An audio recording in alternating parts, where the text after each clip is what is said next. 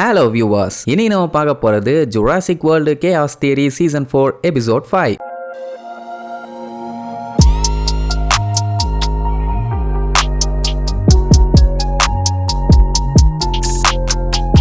Open பண்ணா போன பாட்டில் அந்த சர்வரை எப்படியோ மொத்தமாக காலி பண்ணிட்டாங்க. அதுக்கப்புறம் மேலே என்னத்தையோ பார்த்து பீதி ஆனாங்கல்ல, அது வேற ஒன்றும் இல்லை, அந்த பேர்டு டைனோசர் தான். அது இவங்கள பார்த்துருச்சு, விடுமாயினி வெளியே போக விடாம பிளாக் பண்ணிருச்சு. அவ்வளோதான், உள்ளுக்குள்ள போய் ஒழிஞ்சுக்குவாங்க. சரி, அதான் உள்ள போயிட்டாங்கல்ல, இனி அங்கிருந்து கிளம்பிடும்னு பார்த்தா மேலே இருக்க கேப் வழியை எட்டி பார்த்துட்டு அதோட ஷார்ப்பான வாயை வச்சு கண்ணா பின்னான்னு அட்டாக் பண்ணும். மேலே வேற நிறைய இடத்த கண்ணாடியில் போட்டு வச்சிருக்கானுங்களா, அதனால அதுக்கு அட்டாக் பண்றதுக்கு ரொம்ப ஈஸியா இருக்குது. இதுல தப்பிக்க ட்ரை பண்ணி யாஷ்மினா கெஞ்சி மேல ஒரு பீரோ ஒன்று சாஞ்சிரும். நல்ல வேலை பென்னு வந்து காப்பாத்திடுவான். பெருசா எந்த ஒரு அடியும் படல. மறுபடியும் அது கேப் போடாம அட்டாக் பண்ணிட்டு இருக்கும். கெஞ்சி, டேரியஸ், யாஷ்மினா, பென்னு இவங்கெல்லாம் அதை எப்படியாச்சும் டைவர்ட் பண்ணுங்கிற வேலையை பார்த்துட்டு இருப்பாங்க. ப்ரூக்லினும் சாமியும் நம்ம பம்பி எங்க இருக்குன்னு சர்வர்ல தேடிட்டு இருப்பாங்க. அப்ப நம்ம ப்ரூக்லின் ஏதாச்சும் சாமி கிட்ட பேசினா மட்டும் மூஞ்ச காட்டுவான். அதாவது எந்தெந்த சர்வர்ல செக் பண்ணுன்னு கேட்டா கூட ஒழுங்கா சொல்ல மாட்டான். ஆனா பென்னு வந்து கேட்டா மட்டும் சர்வர் எதுன்னு சொல்லுவான். சோ எந்த அளவுக்கு காண்டா இருக்கான்னு ப்ரூக்லினுக்கு நல்லாவே தெரியுது. அதனால சோகமா போவா. இங்க கெஞ்சியும் பென்னும் அந்த பேர்ட் மான்ஸ்டரை டைவர்ட் பண்றதுக்காக லைட் எல்லாம் அடிச்சு பார்ப்பானுங்க. அது இவங்கள கண்டுக்கிற மாதிரி இல்ல. அப்போ யாஷ்மினா அந்த எலக்ட்ரிக் ஷாக் கொடுக்கறத தூக்கிட்டு வந்து இதை வச்சுதான் அதை கவனிக்கணும்னு சொல்லிட்டு ஆன் பண்ணி தூக்கி அது மேல அடிப்பான். எவன்டா அதுன்னு கடுப்பாயிரும். ஆத்தாடின்னு அவ பீதியில இருக்கும்போது டப்புன்னு வந்து அட்டாக் பண்ணும். ஜஸ்ட் மிஸ்ல எஸ்கேப். கொஞ்சம் விட்டுருந்தா யாஷ்மினாவோட தலை தனியா போயிருக்கும். இங்க நம்ம ப்ரூக்லினுக்கு கடுப்பாவும். ஏன்னா ஏகப்பட்ட ரெக்கார்ட்ஸ் இருக்குது. என்ன பண்றதுன்னு தெரியாம முழிச்சுட்டு இருக்கும்போது சாமி கண்டுபிடிச்சிருவான். அந்த இடம் இங்க இருந்து ரொம்ப தூரம்லாம் இல்ல, வண்டி எடுத்துட்டு கிளம்புனாங்கன்னா சீக்கிரமாவே போயிடலாம். அப்படியா கன்ஃபார்மான்னு கேட்கும்போது சாமி ப்ரூக்லின்ட்ட சண்டை போற மாதிரி வருவா. அதுக்குள்ள பென்னி இடையில பூந்து கண்டுபிடிச்சிட்டீங்களான்னு சொல்லி அதை ஒரு போட்டோ எடுத்துட்டு வாங்க போலான்னு சொல்லிட்டு இருக்கும்போது மேல ரொம்ப அதிருமா. வெளியில வந்து பார்த்தா அது மேல ஆட்டம் போட்டுட்டு இருக்குது. சரி ரைட்டு, அது அசந்த கேப்ல தான் எஸ்கேப் ஆகணும்னு டேரியஸ் அங்க டைவர்ட் பண்ணிட்டு இருப்பான். இங்க மத்தவங்க எல்லாம் பொறுமையா கீழே இறங்க ஆரம்பிச்சிருவாங்க. பாவம் பையன் அதுகிட்ட பட்டாத்த பாடுபட்டு இருப்பான். அந்த டைம்ங்கும் போது இவங்க ஒரு வழியா காரு கிட்ட போயிட்டாங்க. போனதுக்கு அப்புறம் டேரியஸை கூப்பிடுவாங்க. வர முடிஞ்சா வரமாட்டானா, சரி ஏதாச்சும் டைவர்ட் பண்ண தேருமா அப்படின்ட்டு உள்ள தேடி பார்க்கும் போதுதான் அங்க அந்த மயக்க ஊசி போடுற கன்னு இருக்கும். இது போதுமேன்னு சொல்லிட்டு அதோட அட்டாக்ல எல்லாம் கஷ்டப்பட்டு எஸ்கேப் ஆகி கரெக்டா டப்புன்னு சுற்றுவான். அவ்வளவுதான், அப்படியே கொஞ்சம் கொஞ்சமா கேர் ஆகும். அந்த கேப்ல டேரியஸ் அடிச்சு புடிச்சு காருக்கு வந்துருவான். பட் இருந்தாலும் அரகுற தூக்கத்துல கத்திட்டு கிடக்கும். நீ கத்திக்கிட்டே இருன்னு சொல்லி அங்கிருந்து எஸ்கேப் ஆயிருவாங்க. சோ ஒரு வழியா பஞ்சாயத்து ஓவர். இனி ஸ்மூதியை கொண்டு போய் பம்பி கிட்ட சேர்த்திட்டா வேலை முடிஞ்சதுன்னு சொல்லிட்டு போகும்போது திடீர்னு அந்த இடமே இருட்டாவும். என்னாச்சு மழை பெய்ய போகுதான்னு பார்த்தா அந்த பேர்டு அரை மயக்கத்துல வந்து நம்ம ஆளுக ஜீப்பா அலேக்கா தூக்கிரும். இவங்களுக்கு என்ன பண்றதுன்னு தெரியாம சீட்டை கெட்டியா புடிச்சுக்கிட்டு உட்காந்துக்குவாங்க. அது முடிஞ்ச அளவுக்கு ஹைட்டுக்கு தூக்கிட்டு போகும். ஒரு கட்டத்துலங்கும் போது அதுக்கு பயங்கரமா மயக்கம் வந்து இவங்க காரை கீழே விட்டுட்டு அதை அப்படியே தள்ளாடிக்கிட்டே பறந்து போகும். இங்க நம்மளுக்கு கீழே விழும்போது இன்னைக்கு செத்தோன்னு முடிவே பண்ணிட்டாங்க. நல்ல வேலை கண்ணை திறந்து பார்க்கும்போது மரத்துல போய் லேண்ட் ஆயிருக்கும். அதுவும் எப்படி நிப்பாட்டி வச்சிருக்குதுன்னு பாருங்களேன். கெஞ்சி ஏதாச்சும் பண்ணலான்னு சொல்லிட்டு லைட்டா மூவ் பண்ணுவான். இவன் மூவ் பண்ண உடனே காரு பயங்கரமா அதிர ஆரம்பிச்சிடும். உடனே எல்லாம் பயப்படுவாங்க. இப்ப என்னன்னா இதை பொறுமையா தான் ஹேண்டில் பண்ணும். எல்லாம் அட் டைம்ல பண்ணா சங்கு கன்ஃபார்ம். சோ அதனால கெஞ்சி நான் ஃபர்ஸ்ட் போறேன், அதுக்கப்புறம் என்னைய ஃபாலோ பண்ணி வாங்கம்பா. ஏன்னா நம்மால் தான் பயங்கரமான மவுண்டன் கிளைமர் ஆச்சு. எல்லாத்துக்கும் பீதியா தான் இருக்கும். ஆனா பையன் அப்படியே பொறுமையா டோரை ஓபன் பண்ணி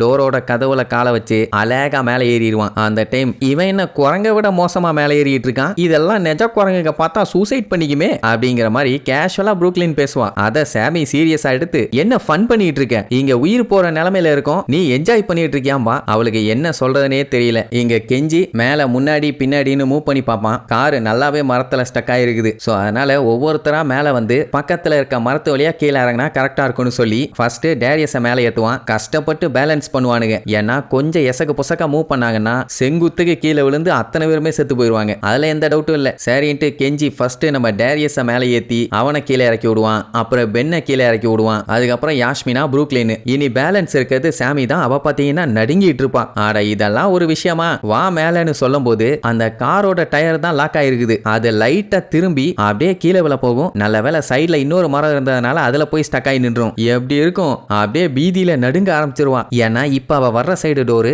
மரத்துல நல்லா லாக் ஆயிருச்சு. பேசஞ்சர் சீட்டுக்கு மாதிரி தான் நீ மேல வரணும், இல்லன்னா ரொம்ப கஷ்டம்னு ஒண்ணு. ஆல்ரெடி அவளுக்கு உள்ளுக்குள்ள நடுங்கிட்டு இருக்குது. இதுல அப்படி வேற வர சொல்லிட்டானா வேற வழி இல்லையே. பொறுமையா போவா. அந்த பக்கம் அவன் இழுத்து பிடிச்சுக்குவான். இந்த பக்கம் ப்ரூக்லின் பாத்தீங்கன்னா சேஃப்டிக்கு நின்றுட்டு இருப்பான். உடனே அவளும் கஷ்டப்பட்டு பொறுமையா ரூஃப் டாப்புக்கு ஏறுவா. ஏறினவ அந்த விண்டோ கேப்ல காலை வச்சு ஏறி இருந்தா பரவாயில்ல. சைடு மிரர்ல போய் காலை போறப்ப அது டப்புன்னு உடஞ்சிரும். ஜஸ்ட் மிஸ் கீழே விழுந்திருப்பான். அது மட்டும் இல்லாம ஜீப் வேற ஒரு சைடா சரிய ஆரம்பிச்சிருச்சு. யாஸ்மினா பார்த்துட்டு ஹெல்ப்புக்கு வருவா. ஆனா கெஞ்சி வேண்டான்னிருவான். ஏன்னா எல்லாருமே ஒரே சைடா போயிட்டாங்கன்னா கன்ஃபார்மா காரு கவுந்துருவோம். அதனால அவளை லெஃப்ட் சைடா போய் நின்று இவங்க வெயிட்ட பேலன்ஸ் பண்ண சொல்லுவான். இங்க சாமியோட கையை ஃபர்ஸ்ட் ப்ரூக்லின் பிடிச்சிருவா. இன்னொரு கையை பிடிக்கிறதுக்காக கெஞ்சி கை நீட்டுவான். ஆனா பிடிக்க முடியல, வலுக்கும். பென்னுக்கும் டேரியஸுக்கும் பக்கு பக்கு பக்கு பக்குன்னு இருக்குது. அதுக்கப்புறம் எப்படியே கஷ்டப்பட்டு பிடிச்சி மேலே எழுத்து போட்டாங்க. கொஞ்சம் விட்டுருந்தா சாமிக்கு போட்டோ வச்சு சாமி கும்பிட்டுருப்பாங்க. தப்புஸ்டான். அப்புறம் என்ன சேஃப்டியா எல்லாம் கீழே இறங்கியாச்சு. கெஞ்சியை தான் பாராட்டி தள்ளுவாங்க. பைய காடு மலைன்னு ஏறினது எதுவுமே வீண் போகல. நல்ல வேலை ஸ்மூதிக்கும் ஒன்னும் ஆகல. பென்னு சேஃப்டியா பாத்துக்கிட்டான். அதுக்கப்புறம் அந்த ஸ்மூதியை வச்சு விளையாண்டுட்டு இருப்பானுங்க. அதை பார்த்து ப்ரூக்லினுக்கும் சந்தோஷமா இருக்கும். அதுக்கப்புறம் சாமி கிட்ட நீ ஓகேவா என்னன்னு கேட்டா கொஞ்சம் ஐஸ் பேக் மட்டும் வைக்கணும், கை வலிக்குதும்பா.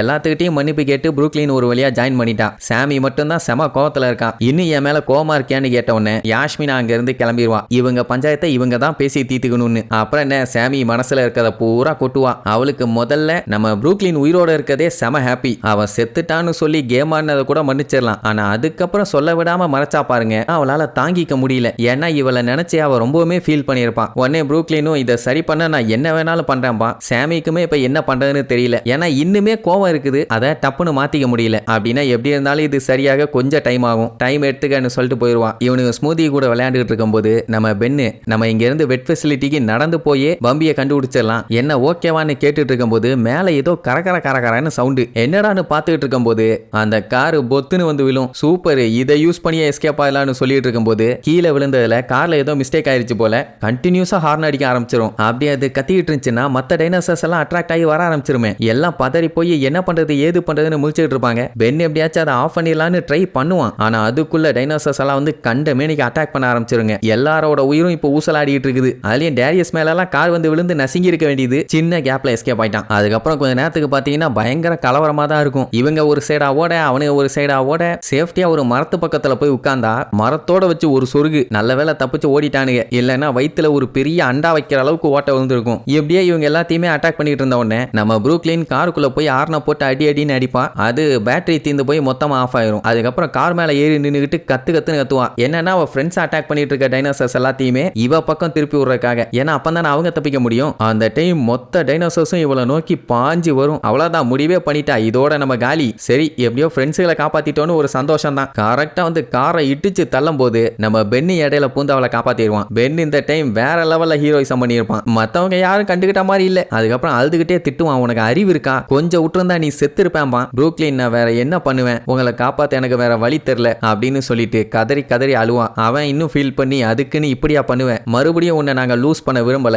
மறுபடியும் இப்படி பண்ணாதேன்னு சொல்லிட்டு இருக்கும் போதே அங்கிருந்து ஒரு டைனோசர் வேகமா வரும். ப்ரூக்லினை தள்ளி விட்டுருவான். பென்னு வயித்துல ஒரே அடி தெரிச்சிருவான். ப்ரூக்லின் அப்படியே திரும்பி பாப்பா. பென்னு அப்படியே அசையாம மரத்துல சாஞ்சு உட்கார்ந்துட்டு இருப்பான். அப்படின்னா என்னாச்சு, பென்னு செத்துட்டானா? என்ன அடிச்சது வால்ல முள்ளா இருக்குமே அந்த டைனோசர். சரி இனி இதுக்கப்புறம் பென்னு செத்துட்டானா இல்ல தப்புஸ்டானான்னு சொல்லி அடுத்தடுத்த எபிசோட்ல பார்க்கலாம். டாடா.